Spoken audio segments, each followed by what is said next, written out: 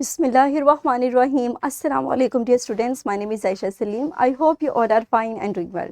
Today in this lecture we are going to start lecture number 4 of our chapter 4 that is about applications of biotechnology.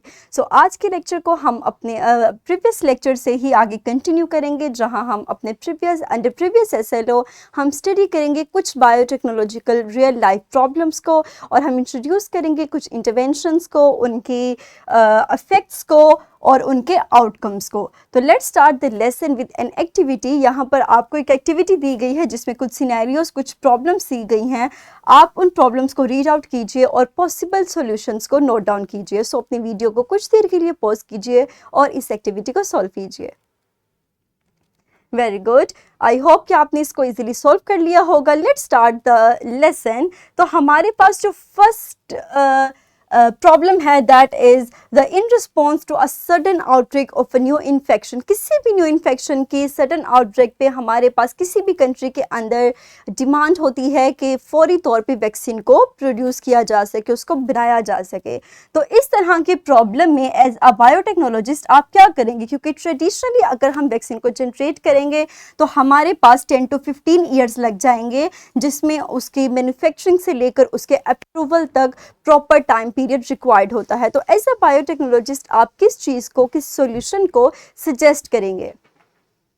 Very good, तो हमारे पास जो solution है that is again the recombinant DNA technology and the outcome of this technology is the development of effective vaccine.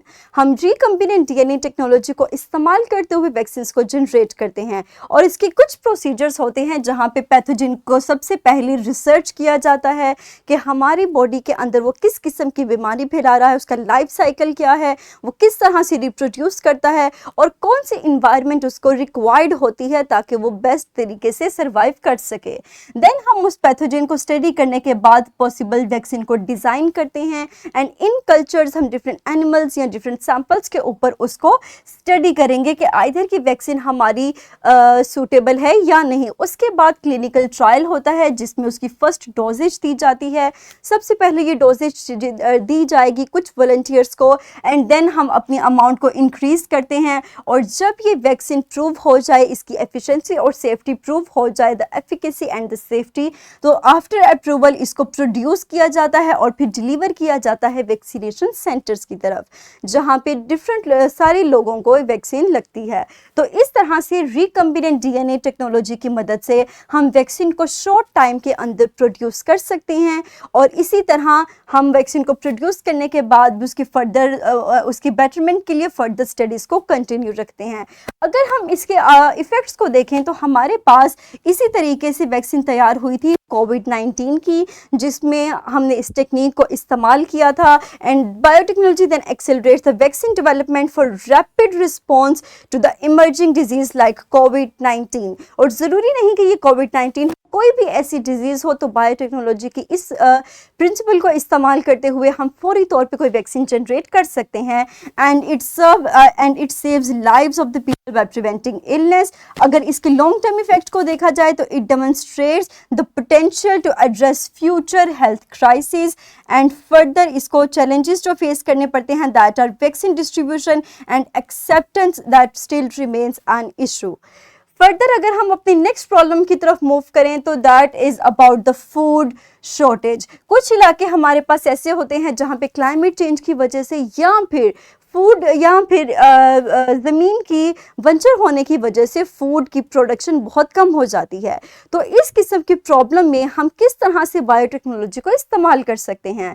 तो dear students, हम इस case में कर सकते हैं जेनेटिकली मॉडिफाइड क्रॉप्स। इसकी एक एग्जांपल है हमारे पास जेनेटिकली मॉडिफाइड राइस जो कि हम प्रोड्यूस करते हैं and the outcome of it is to provide a source of vitamin A in the diet. तो हम genetically modified white golden rice को प्रोड्यूस करते हैं और इसका इफेक्ट हमारे पास ये होता है कि इसको ह्यूमन को फूड प्रोवाइड किया जा सके along with the vitamin A. अगर हम स्टडीज़ की बात करें तो हमारे पास लॉन्ग टर्म इफेक्ट्स इसके येट अभी तक फुली नोन नहीं है, लेकिन इसके अंदर एक्सेस बीटा कैरोटीन मौजूद होता है गोल्डन राइस के अंदर that leads to carotenaemia causing skin to turn yellow. और इस इफेक्ट को हम फिलहाल स्टडी कर रहे हैं, और इसके अलावा अगर लॉन्ग टर्म इफेक्ट की बात की जाए तो that is yet fully unknown.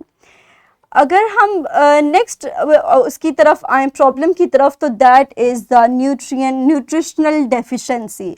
हमारे पास ये डेफिशिएंसी मुख्तलिफ वजूहात की वजह से हो सकती है, but this deficiency leads to severe health issues necessitating the urgent implementation of targeted dietary interventions and education programmes to improve the public health programmes.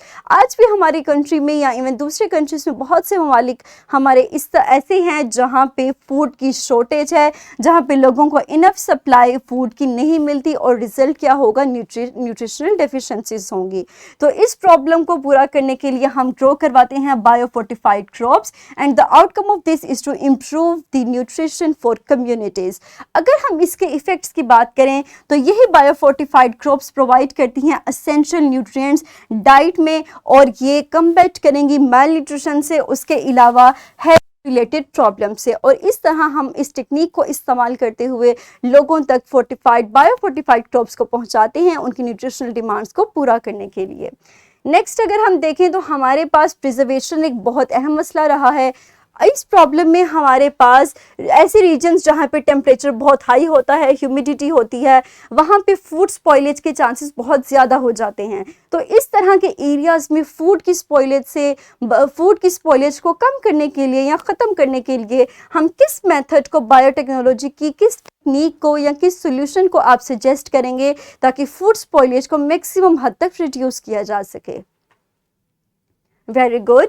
तो हमारे पास बायोटेक्नोलॉजी के अंडर जो टेक्निक इस्तेमाल होती है that is bio preservation that extend the shelf life of foods and reduce the food wastage. तो biotechnology के under हमारे पास फूड प्रिजर्वेशन में होती है, जिसमें हम फूड को प्रिजर्व करते हैं ताकि मैक्सिमम टाइम के लिए उसको इस्तेमाल किया जा सके और उसकी स्पॉइलेज को ख़त्म किया जा सके। अब हम अपनी अगर इसके इफ़ेक्ट्स को देखें तो बायो प्रिजर्वेशन टेक्निक फूड को फ्रेश रखती है लॉन्गर टाइम पीरियड के लिए। अगर लॉन्ग टर्म इफेक्ट्स में देखें तो हमारे पास फूड का वेस्टेज कम होगा, जो कि इन्वायरमेंट में that benefits the environment and reduces the food cost. ये थी हमारी आज की प्रॉब्लम्स जिसको हमने डिस्कस किया, इनके पॉसिबल इंटरवेंशंस को, इनके आउटकम्स को और इनके इफेक्ट्स को डिस्कस किया।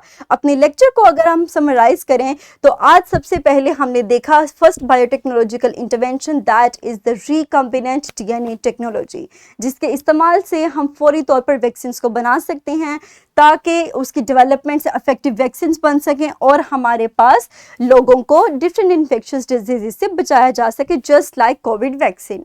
उसके अलावा हमने देखा हमारे पास फूड की शॉर्टेज को रिड्यूस करने के लिए जेनेटिकली मॉडिफाइड क्रॉप्स को आप बना सकते हैं दैट प्रोड्यूस अ सोर्स। अगर हम एक एग्जांपल लें जेनेटिकली मॉडिफाइड गोल्डन राइस की, तो ये हमारे पास एक अगेन सोर्स है विटामिन ए का, जो कि डाइट में विटामिन ए की डेफिशिएंसी को पूरा करता है।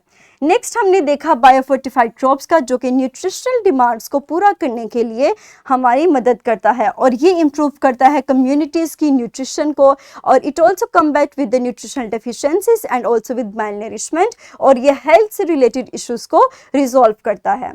नेक्स्ट हमने देखा कि फूड को लॉन्ग टर्म अगर हमने प्रिजर्व करना है तो हम बायोटेक्नोलॉजी की जिस टेक्निक को इस्तेमाल करेंगे दैट इज़ बायो प्रिजर्वेशन, और इसकी मदद से हम शेल्फ लाइफ को एक्सटेंड कर सकते हैं and we also reduce the food wastage. और इस टेक्निक की मदद से आप फ्रेश फूड को इस्तेमाल कर सकते हैं for a longer period of time.